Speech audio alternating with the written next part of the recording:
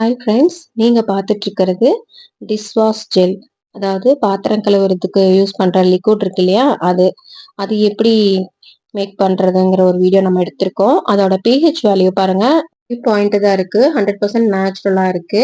இதே நம்ம கடையில வாங்குற 1/1 ஆஃபர் பிரைஸ் கம்மியா விற்கிற டிஷ் வாஷ் ஜெல்லோட pH வேல்யூ இதுவும் நம்ம ரெடி பண்ணியிருக்கோம்.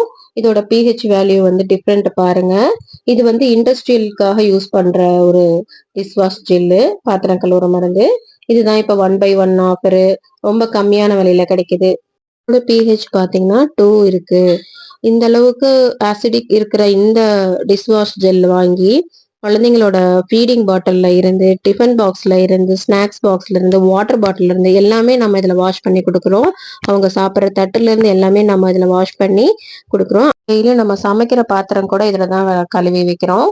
ஸோ இதனால என்னென்ன உடம்புக்கு சைடு எஃபெக்ட் வரும் அப்படிங்கிறத சொல்லுங்க.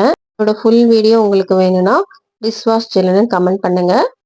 கிடைக்கிற ப்ராடக்டை வாங்கி உங்க ஹெல்த்தை கெடுத்துக்காதீங்க. பாய்.